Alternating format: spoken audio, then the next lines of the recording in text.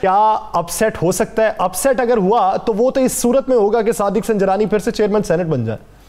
Yes sir, मेरे पास जो इतलात हैं, मेरे जो आज राब्ते हुए मुख्तलिफ लोगों में सेनेटर से हुए, सियासी जमातों के लोगों से हुए, तो उसके मुताबिक जो हमें नज़र आ रहा है वो ये आ रहा है कि इस इलेक्शन में, ये जो इलेक्शन है सेनेट का, चेयरमैन सेनेट का, इस पे वाकई अपसेट हो जाएगा।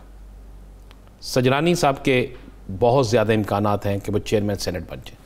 एक तो कल ये भी देखना होगा कि इलेक्शन कमीशन क्या फ़ैसला करता है। अगर इलेक्शन कमीशन का कोई ऐसा फ़ैसला आ जाता है जो गिलानी साहब के ख़िलाफ़ आता है, तो उस सूरत में तो बहुत ज़्यादा फ़ायदा होगा। अगर गिलानी साहब के ख़िलाफ़ नहीं आता और मज़ीद चलता है, तो उस सूरत में भी मेरे पास जो इतला है, देखिए एक वोट तो अपोजिशन का वैसे ही कम हो गया, सस्पेंड है इसाक डार साहब। उसके बाद अब आगे चले, बलूचिस्तान के लोग वाकई बलूचिस्तान के साथ अपने उम्मीदवार को देते हैं। ANP के 2 सेनेटर हैं, एक सेनेटर तो मुकम्मल तौर पे संजरानी साहब के साथ है, गो ANP ने हमायत का ऐलान किया, हो सकता है दूसरा सेनेटर भी इन्हें वोट दे दे। उसके बाद खुफिया राय शुमारी में 51, 52 और 53 इसके दरमियान हुकूमत ले जाएगी।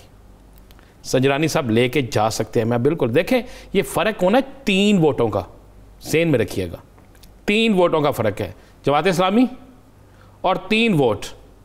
अब 3 वोट जो है उसमें दावा है कि ANP का 1 वोट उनके साथ है, दावा है कि बलूचिस्तान से 2 वोट और उनके साथ हैं, और ये भी खदशा है कि मैंने जिस तरह पहले कहा कि जिन लोगों ने, अगर आप थोड़ा सा उठा के देखें ना ज़रा, कि जब पहली हुई 2019 में या कम अगस्त को जो तहरीकें हुई, उसमें क्या हुआ, उसमें कितने लोग थे, उसमें आप देखें कि उसमें जितनी तादाद थी उस तादाद के हिसाब से अगर हम देखते हैं तो हासिल संजो साहब और सादिक संजरानी, उसमें ज़मीन आसमान का आता है। उसमें 103 उस वक्त सेनेटर थे, याद है आपको जी।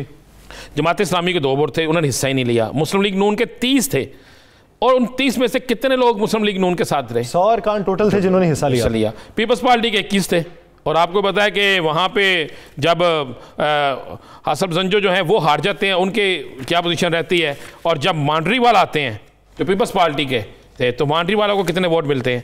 आप वो भी देखें कि मांडरी वाला जो है वो बेहतरीन तरीके से रहते हैं। मांडरी वाला, हाँ, सलीम मांडरी वाला, जी जी, आप उनके वोट देख लेना। सलीम मांडरी वाला जो है 32 वोट आए उनके खिलाफ, 32 वोट सिर्फ।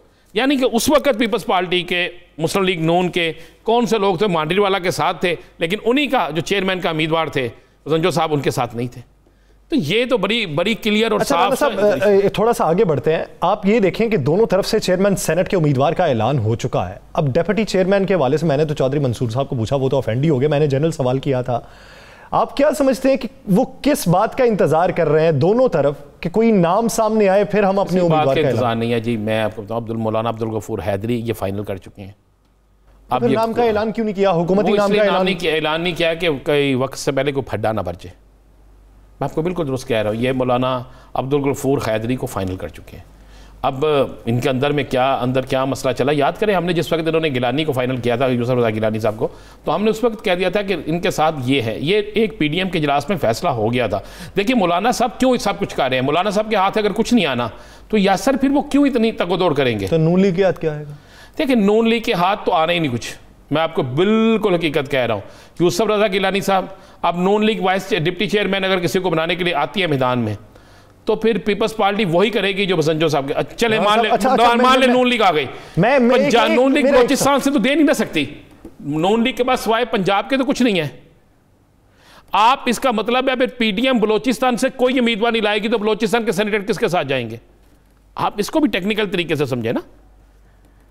यानी जैसा वो डोगर साहब ये कह रहे हैं कि अगर हम बड़ी जमात बन के आ गए तो फिर डेप्यूटी चेयरमैन सेनेट हमारा होना है, तो आपके नज़दीक उनका ये खुलिया किसी हद तक ठीक है कि चेयरमैन सेनेट बलूचिस्तान का तो PTI का डेप्यूटी हो जाए, तो इधर खुलिया वो अपना नहीं सकते? नहीं, इधर इसलिए नहीं होगा। एक तो देखिए सेनेटर सबकी तादाद एक जितनी है, तादाद में कोई फ़र्क नहीं है, कोई सूबा बड़ा है या छोटा है, सेनेटर की तादाद एक ही है।